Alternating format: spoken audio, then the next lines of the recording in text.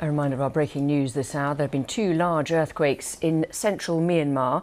Earthquakes are not uncommon in Myanmar, but the size of this one, 7.7 on the magnitude scale, makes it one of the largest in living memory for the millions of people impacted by its shockwaves.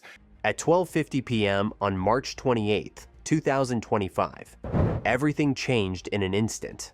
A powerful 7.7 magnitude earthquake struck near Mandalay, Myanmar, one of the strongest the region had felt in years.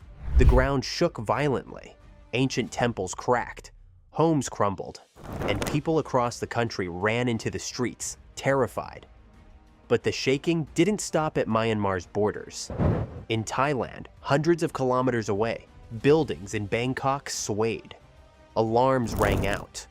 Office workers rushed down stairwells. Train lines paused. Even in a city not known for earthquakes, people felt the ground move beneath them and realized how unprepared they were. Though Bangkok escaped major damage, the fear was real. And in Myanmar, the destruction was heartbreaking. Pagodas that had stood for centuries were reduced to rubble. Families searched for loved ones. Roads split open. Power and water lines were knocked out. The earthquake left behind more than just physical damage. It raised urgent questions across Southeast Asia. Are our cities safe? Are our buildings strong enough? Are we ready? This wasn't just a natural disaster, it was a warning. A reminder that the ground we walk on can shift at any moment. And when it does, everything else shifts with it. The earthquake hit hardest in central Myanmar. Mandalay was one of the closest major cities to the epicenter. Buildings shook across the city. People ran into the streets. Many were scared and confused. Some buildings had cracks. Others were damaged more seriously. Older structures, including temples and monasteries, were hit the hardest. Reports showed damage to religious sites. The Masoayan Monastery in Mandalay was affected. It is one of the largest monasteries in the country. Some walls collapsed. Parts of the building were no longer safe to enter. In other areas, homes and small shops were damaged. Roads cracked in some places. Power outages were reported. Communication networks were slow or down for hours. People worked together to help each other. Some tried to clear debris. Others looked for injured neighbors. Emergency services responded as quickly as possible, though resources were limited. Hospitals in the area treated people with cuts, broken bones, and other injuries. Most injuries were caused by falling objects or collapsing walls. The earthquake caused fear and damage, but it also showed how people in Mandalay came together during a crisis. It reminded many that old buildings in the region are not built to handle strong earthquakes. On March 28th, the earthquake in Myanmar was felt across parts of Thailand. Bangkok, over 1,000 kilometers away, experienced light but noticeable shaking. People in high-rise buildings felt it the most. Lights swung, walls creaked. Some people felt dizzy. Many evacuated their buildings just to be safe. Videos shared online showed office workers standing outside, waiting for the all clear. Train services were briefly paused in some areas. There were no reports of serious damage in the city. Still, the shaking made people nervous. Earthquakes are rare in Bangkok. Most residents had never felt one before. Emergency teams stayed alert in case of aftershocks. Authorities said the shaking did not cause any major incidents, but they continued to monitor the situation. Experts explained why the tremors were felt so far from the epicenter. Bangkok is built on soft soil. That type of ground can make even distant earthquakes feel stronger. This event was not a disaster for Bangkok, but it caught people's attention. It showed that strong earthquakes in the region can still reach the city, and it raised a simple but important question. What if the next one is stronger? For now, life in Bangkok returned to normal, but the brief moment of shaking left many thinking about how prepared the city really is. The earthquake on March 28th hit parts of Myanmar hard. Many buildings near the epicenter were damaged. Some collapsed completely.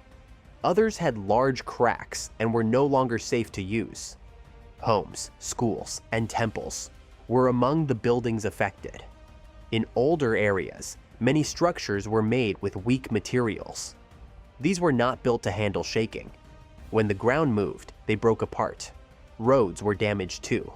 Some were blocked by rubble. Power lines fell. Water supplies were cut off in certain places.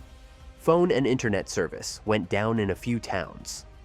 This made it harder for people to call for help or check on family. Hospitals took in many injured people. Most had cuts, broken bones, or head injuries from falling bricks and debris. Medical teams worked fast, but in some areas, they didn't have enough staff or equipment. People whose homes were damaged had to sleep outside. Some stayed in tents or open fields. Others moved in with family members. Many didn't know when or if they could return home. Shops and small businesses closed. Schools paused classes. Daily life stopped for many people. This earthquake wasn't the biggest the region has seen, but it caused real damage. It showed how quickly things can fall apart when buildings aren't strong and when systems aren't ready. For many people, it was a wake-up call, not just about earthquakes, but about what can happen when a city or village isn't prepared. The earthquake struck just days ago. Recovery is only beginning. In Myanmar, many people are still clearing rubble. Some are searching for missing belongings. Others are trying to repair homes or build simple shelters with what they have. The damage is fresh, streets are dusty, walls are cracked. But people are already starting to rebuild. Local volunteers, rescue workers, and aid groups are helping where they can. Food and water are being shared. Families are sleeping in tents or makeshift camps. It's not easy, but communities are working together to get through it. In Mandalay, repairs to important buildings have started. Some schools and temples are being inspected to see if they are safe. Many will need repairs before they can open again. In Thailand, the shaking was lighter, but it left an impact. People are still talking about it. In Bangkok, the event raised new questions about safety. There's more attention on tall buildings, emergency plans, and what to do if another quake happens. This earthquake is a reminder of how quickly things can change. But it's also showing how people can come together during a crisis.